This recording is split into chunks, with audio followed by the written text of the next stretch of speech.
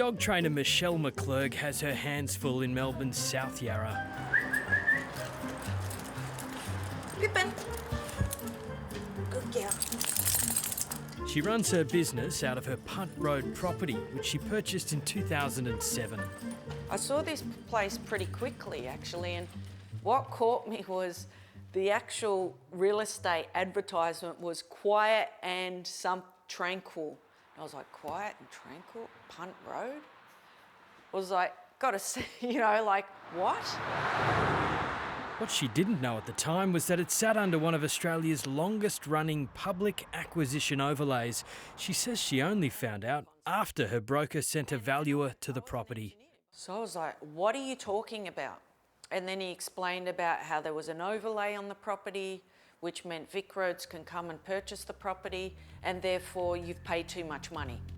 Public acquisition overlays are a planning mechanism the government can use to reserve land for future infrastructure projects.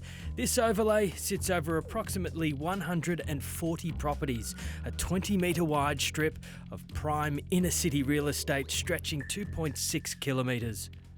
The landowners on that side of Punt Road are free to improve their properties, knowing that if or when they sell, those improvements will be reflected in the price. But here on this side of Punt Road, where the overlay exists, well, the owners, they say they're hamstrung. The overlay puts restrictions on development, ultimately decreasing the value of the land.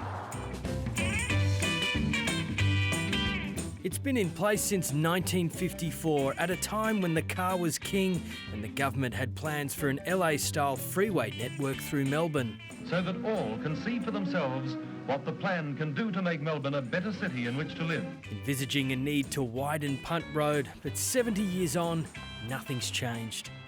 The idea was just to have more lanes on more roads and get more cars down. That was the assumption.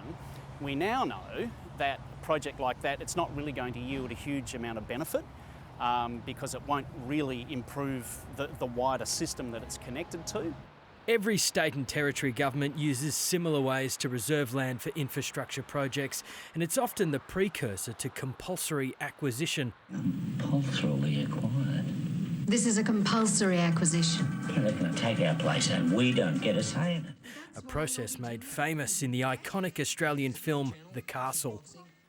Mike, do you mind grabbing that door? I can. Thank you. Off to the park.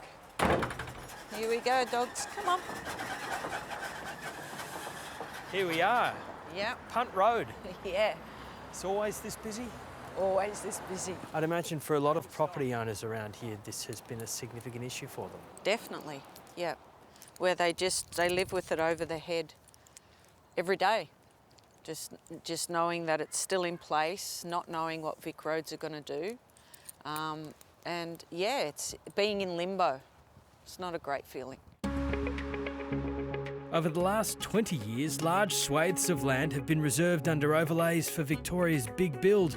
But the infrastructure boom isn't just limited to Victoria, it's happening right across Australia. The public acquisition overlay, I believe, is generally a very useful and important part of running a city or a settlement of any form. It means we can facilitate government agencies doing the things they're meant to do, the infrastructure project, the road reserve, the park, the airport and so forth. While those on Punt Road are waiting in limbo, the wait is over for Aaron Thompson in Adelaide's West.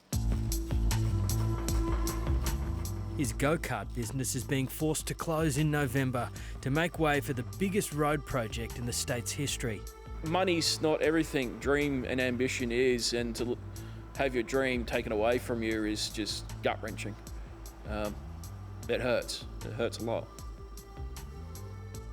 His business is located on one of hundreds of properties acquired by the South Australian Government for the final stretch of the 78-kilometre north-south corridor freeway.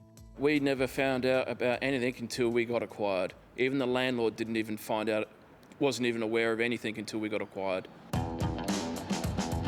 The Adelaide go-kart business has been in his family for more than 30 years, but a letter out of the blue from the Department of Infrastructure and Transport 2 years ago put an end to it.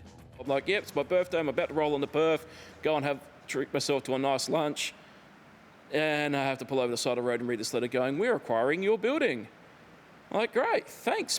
That's a wonderful birthday present, government." That was harsh. That was unexpected. I was in shock, to say the least. I was in shock. The state government has paid him just over $500,000 in compensation for the business. Aaron says it was going to cost him more than $1.5 million to relocate. Basically, because the government has acquired the building, we lease the building, so they give us the option to either relocate or to close down, and the government chooses whatever's the cheapest option for them. And you don't have a say in that, they pick whatever's cheaper. Professor Alan March says governments must weigh up the public good of an infrastructure project and the individual's rights. That public-minded view sort of sounds good in principle, but when it comes down to an individual landowner or occupier, it might really not be very nice for them because they can't do what they expected to do on that land. It might make it much less attractive to pass it on to your children or to sell it on to someone else. I'm all for building the nation. We need projects like this, absolutely. But we can't be going shortchanging all the people who are in the area as well. Back in Melbourne, a Victorian Government spokesperson told 7:30 there are currently no plans to acquire any properties or land as part of the Punt Road public acquisition overlay. Some property owners are calling for a 20-year use it or lose it policy. I think it's a great idea.